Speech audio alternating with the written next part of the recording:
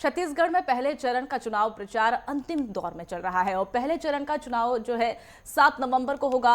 कांग्रेस लगातार प्रचार अभियान में जुटी हुई है। मुख्यमंत्री भूपेश बघेल लगातार प्रचार कर रहे हैं और इसी क्रम में नेटवर्क 10 के संवाददाता ने मुख्यमंत्री भूपेश बघेल से खास बातचीत की।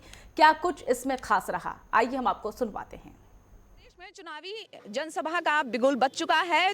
छत्तीसगढ़ विधानसभा चुनाव में इस बार जनता फिर से तय करेगी कि अब की बार किसकी सरकार।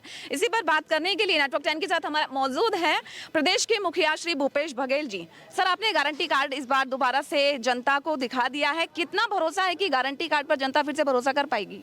भारतीय जनता पार्टी की गारंटी पे कोई गारंटी नहीं है, लेकिन हमारी गारंटी भी छत्तीसगढ़ की जनता भरोसा करती है, क्योंकि जो हम लोगों ने कहा वो किया। इस कारण से पूरी जनता को हमारी गारंटी पे भरोसा है और जब भरोसा करेंगे तो हमको आशीर्वाद भी देंगे, वोट भी देंगे। भूपेश जी, इस बार फिर से अहम मुद्दे कौन से हो सकते हैं? मुद्दे तो वही हैं कि अब भारतीय जनता पार्टी के पास कोई मुद्दा नहीं है और अभी तक के वो घोषणा पत्र तक जारी नहीं किए हैं, जबकि हम लोग 17 घोषणा हम लोगों ने किया था, उसमें एक का इम्प्लीमेंट तो कल ही हो गया। धान खरीदी 20 क्विंटल करेंगे, वो 1 नवंबर से शुरू हो गया, 1 नवंबर से मिल रहा है कल से ही। तो ये जनता का विश्वास है, जो हम लोग कहते हैं वो करते हैं। रमन सिंह बोल रहे हैं कि जनता के बीच में जाने के लिए अच्छी नीयत की जरूरत है। क्या कांग्रेस की नीयत अच्छी नहीं है सर? अरे रमन सिंह जी अपने क्षेत्र में जाते हैं तो 32 कमांडो, ब्लैक कैट कमांडोज घेर के जाते हैं। हम लोगों को स्थिति नहीं है। भूतपूर्व मुख्यमंत्री है और सबसे ज़्यादा सुरक्षा उसकी है, इतना डरे हुए हैं।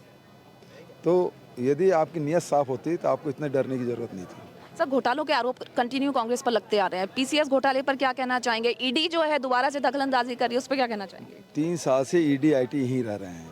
वो ईडी के अधिकारी अपने बच्चों के एडमिशन तक यहीं करा लिए हैं, है ना। तो वो लगातार यही कोशिश है कि भारतीय जनता पार्टी के आनुषंगिक संगठन की तरह काम कर रहे हैं भारतीय ईडी और आईटी।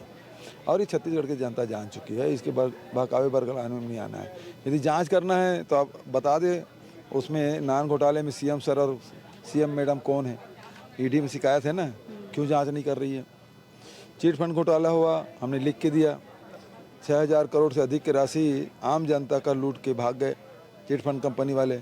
मनी लॉन्ड्रिंग की इससे बढ़िया उदाहरण दूसरा नहीं हो सकता, लेकिन कोई कार्रवाई नहीं। तो ये तो सेलेक्टिव आप एक्शन इसलिए ले रहे हैं कि सरकार को बदनाम किया जा सके, जबकि भारतीय जनता पार्टी यहाँ है ही नहीं। सर, झीरम कांड पे क्या बोलना चाहेंगे? कोर्ट में मामला चल रहा है। राजेश मूणत जी कहते हैं कि दस्तावेज हैं कांग्रेस के पास में, अगर दस्तावेज हैं तो वो प्रेस में क्यों नहीं रिलीज करते हैं? उससे होगा क्या? सवाल इस बात का है कि आप तो कोर्ट को ही नहीं मानते।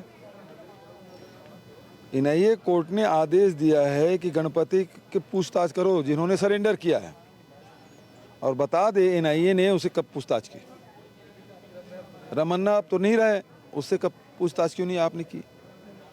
और दूसरी बात यह है कि इन लोगों का नाम एफआईआर में नाम था जब छत्तीसगढ़ की पुलिस ने दर्ज किया था, एनआईए ने उसका नाम बाहर क्यों कर दिया? किस आधार पे किया? तो नक्सलियों से क्या साठगांठ है भारतीय जनता पार्टी का? और दूसरी बात यह है कि भारत सरकार से हम बार बार मांग कर रहे हैं कि आपने जांच पूरी कर ली है, क्योंकि फाइनल रिपोर्ट सबमिट कर दिया है, तब वो हमको दे दीजिए, क्योंकि जो षड्यंत्र हुआ था उसकी जांच तो आपने की नहीं है। हम उसकी जांच करेंगे। एफआईआर की हम लोग वो दे नहीं रहे हैं। एक एफआईआर हुआ, उसमें जांच शुरू की, फिर कोर्ट चले गए। मतलब भारतीय जनता पार्टी और केंद्र सरकार क्यों झीरम घाटी की जांच करना नहीं देना चाहते? तो ये सबसे बड़ा प्रश्नवाचक चिन्ह यही है। सर, प्रधानमंत्री मोदी जी का आज दौरा है, प्लस उसमें उनके कुछ वादे हो सकते हैं, इसमें आपका क्या कहना है? क्या मोदी फैक्टर छत्तीसगढ़ में काम करेगा? मोदी जी प्रधानमंत्री हैं हमारे देश का, लेकिन छत्तीसगढ़ में आके झूठ बोल के चले गए कि धान हम खरीदते हैं।